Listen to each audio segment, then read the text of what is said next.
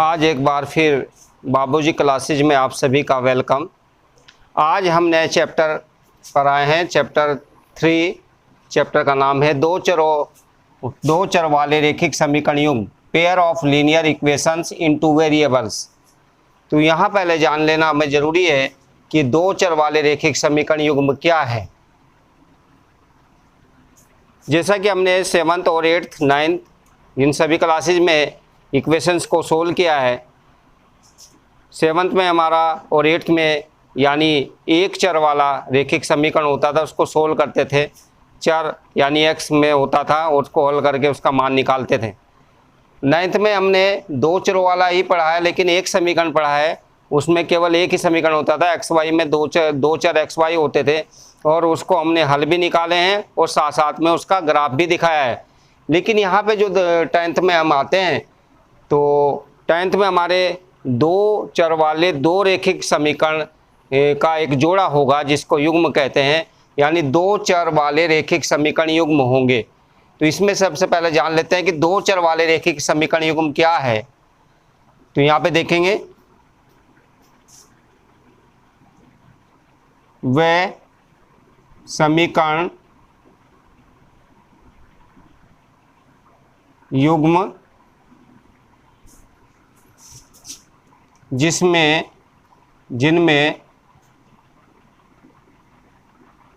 एक घात वाले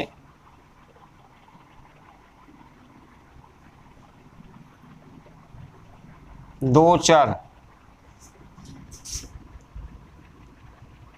हो,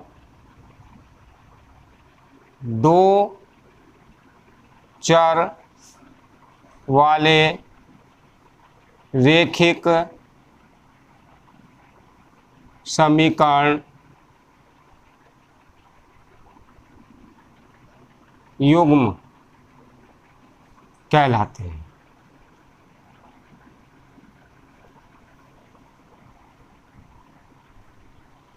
रैखिक का मतलब है चर हमारे पास है, चर की घात केवल एक होगी तो वो रैखिक कहलाएगा।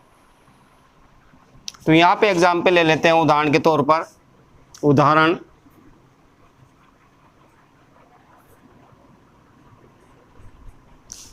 a1 x plus b1 y plus c1 0, ये फर्स्ट समीकरण होगी, दो चर वाली रैखिक समीकरण की पहली समीकरण होगी। दूसरी लेंगे a2x plus b2y plus c2, ये दूसरी होगी। अब दो ऐसी समीकरण हमने लिखी हैं जिनमें दो समान चर x और y है और उनकी घातें एक ही घात है। ऐसे दो समीकरणों के जोड़ों को दो चर वाली रैखिक समीकरण युग्म कहते हैं, या इसको pair of linear equation in two variables कहते हैं। जहां a1 b1 c1 a2 b2 c2 ये सभी वास्तविक संख्या हैं।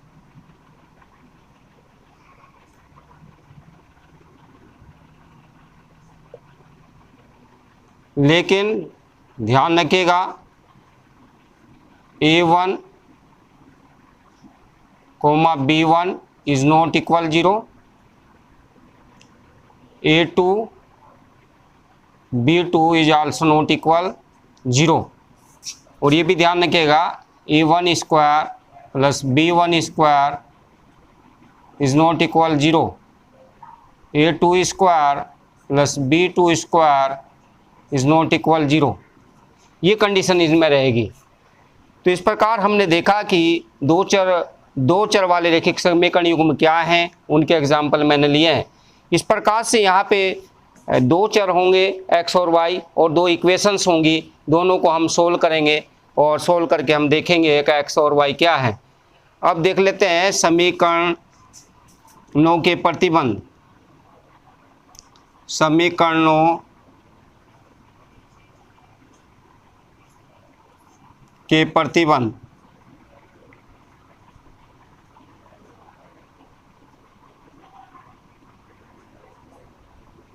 तीन प्रतिबंध हैं यहाँ पे, तीन है। फर्स्ट, यदि A1 upon A2 is not equal B1 upon B2, तब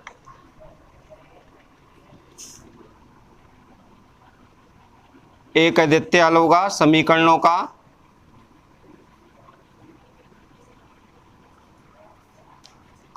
एक अद्वितीय हल यानी यूनिक सॉल्यूशन, और या इसको हम कहते हैं संगत, या एक और भी नाम इसका है प्रतिच्छेद।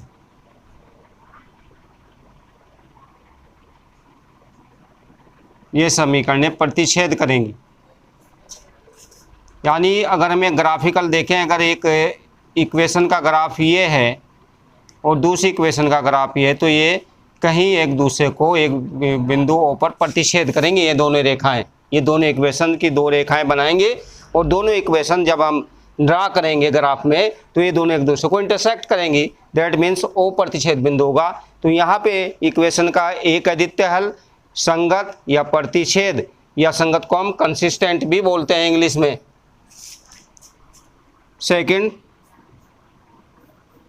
यदि A1 upon A2 equal to B1 upon B2 is not equal C1 upon C2, तब इनकी अगर रेखाएं हम ड्रा करेंगे, खींचेंगे, तब एक दूसरे के समांतर आएंगे। अर्थात इस प्रकार की रेखाएं होंगी। पहली इक्वेशन की रेखा ड्रा की है हमने, दूसरे की लाइन खींची है, तो ये दोनों आपस में समांतर आएंगे, कहीं भी एक दूसरे को इंटरसेक्ट नहीं करेंगी।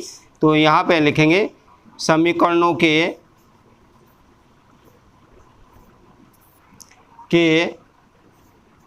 समीकरणों का कोई हल नहीं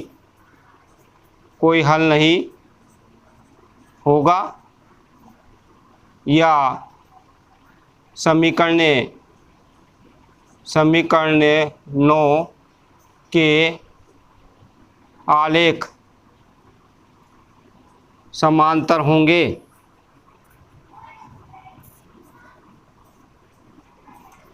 या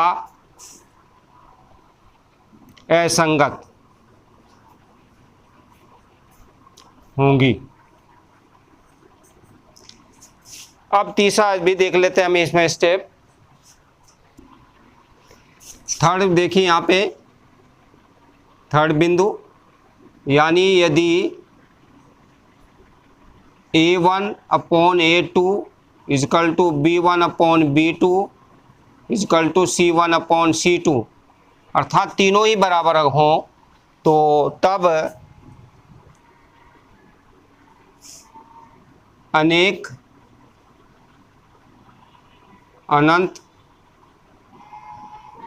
हल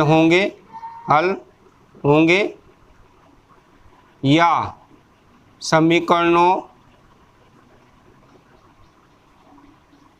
के ग्राफ समपाती होंगे।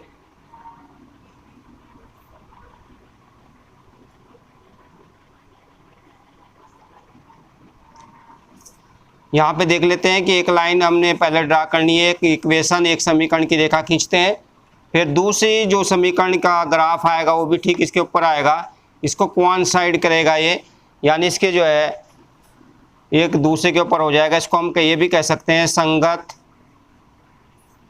आश्रित होंगे। इस प्रकार से हमने देखा कि दो इक्वेशन ली है इस प्रकार से हमने देखा कि दो इक्वेशन जो इन टू वेरिएबल्स में है, उनके हमने एग्जाम्पल लिए। A1x plus B1y plus C1 equal to 0 equal, दूसरी इक्वेशन है A2x plus B2y plus C2 is equal to 0। तो यहाँ पे हमने देखा इन समीकरणों के प्रतिबंध तीन हैं। पहला, यदि A1 बटे A2 बराबर नहीं है B1 बटे B2 के, तो यहाँ समीकरणों का एक अद्वितीय हल या संगत या प्रतिच्छेद होगा। दूसरा, यदि A1 बटे A2 बराबर B1 बटे B2 और बराबर नहीं है C1 बटे C2, तब समीकरणों का कोई हल नहीं होगा, या समीकरण के जो आलेख हैं वो समांतर होंगे, समीकरण एक दूसरे के जो है समांतर रहेंगे या असंगत होंगी। यहाँ पे तीसरा जो कंडीशन है, यदि A1/A2 बराबर B1/B2 बराबर C1/C2, ऐसी कंडीशन में समीकरणों के अनेक अनंत हल होंगे या ये समीकरणों के आलेख संपाती होंगे, कोइंसाइड होंगे, और यहाँ से जो है संगत आश्रित भी कहेंगे इनको। यहाँ पे इंग्लिश में अगर कहें, पहले वाला जो प्रतिबंध है वो कंसिस्टेंट है, दूसरे वाला इनकंसिस्टेंट है, और तीसरे वाला जो है यानी इन्फिनेटिव सॉल्यूशंस होंगे इसके। समीकरणों को हल करने की विधियां, समीकरणों को हल करने की विधियां।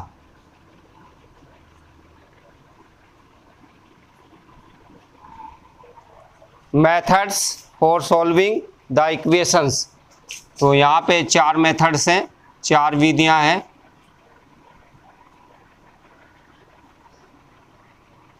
फर्स्ट है विलोपन विधि,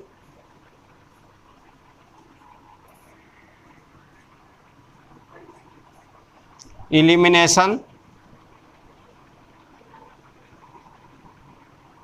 मेथड।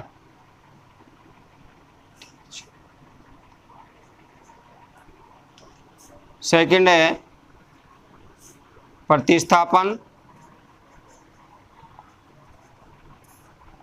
विधि,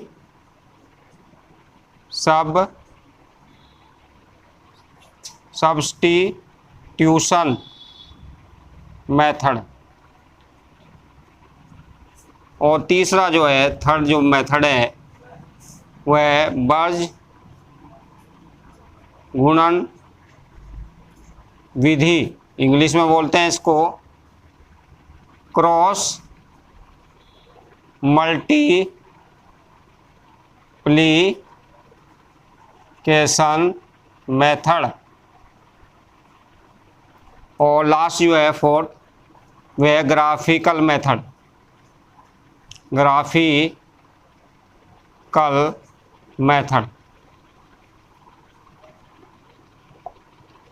तो यहाँ पे हम एक इक्वेशन लेके उसको अलग अलग देखेंगे किस तरीके से विलोपन विधि से सोल्व करते हैं, प्रतिस्थापन विधि से कैसे करते हैं, बीज गुणन विधि से कैसे करते हैं, ग्राफिकल मेथड क्या है। तो यहाँ पे अगर हम विलोपन विधि की बात कर ले, थोड़ा थोड़ा बात कर लेते, फिर बाकी तो प्रॉब्लम में हम इसको सीखेंगे ही। तो विलोपन विधि यानी एलिमिनेशन मेथड, इसमें 2 चर हैं x y, एक को एलिमिनेट करना पड़ेगा, एक को विलुप्त करना पड़ेगा, एक को पहले हमें गायब करना पड़ेगा, काटना पड़ेगा, फिर एक पहले x की वैल्यू निकलेगी और फिर x की वैल्यू को इक्वेशन में रखकर उसका मान पुट करके दूसरा y का मान आ जाएगा। दूसरा हम अगर संक्षेप में प्रतिस्थापन विधि को देखें, 2 इक्वेशन होगी यहाँ पे, एक पहली इक्वेशन से x का मान निकालेंगे और उस x के मान को दूसरी इक्वेशन में, दूसरी समीकरण में पुट करेंगे और वहाँ पे हमारी जो है हल करने के बाद वहाँ से हमारी वैल्यू आ जाती है y की, और y का मान फिर पहली इक्वेशन में जैसा कि विलोपन विधि में किया है वैसा ही हम भरेंगे और फिर दूसरा चर यानी x का मान आ जाएगा। ठीक तीसरा जो मेथड है बीज गुणन विधि, इसमें क्रॉस मल्टीप्लिकेशन मेथड है, इसमें हम क्रॉस मल्टीप्लिकेशन मेथड से ही करेंगे। ग्राफिकल मेथड में पहले एक लाइन का ग्राफ खींचेंगे, फिर दूसरी लाइन का ग्राफ खींचेंगे, जहां ये दोनों लाइनों के ग्राफ, दोनों समीकरणों की लाइनों के ग्राफ एक दूसरे को इंटरसेक्ट करते हैं जिस बिंदु पर, उस प्रतिच्छेद बिंदु के निर्देशांक ज्ञात करेंगे, वह प्रतिच्छेद बिंदु के निर्देशांक ही यानी समीकरण के हल होंगे। ये सब कुछ हम डिटेल्स में करेंगे, आज इतना ही। और अगर हमारी ये वीडियो आपको पसंद आई है तो इसको लाइक कीजिएगा और साथ ही साथ सभी दोस्तों में शेयर भी कीजिएगा और हमारे इस बाबूजी क्लासेस चैनल को सब्सक्राइब भी कीजिएगा।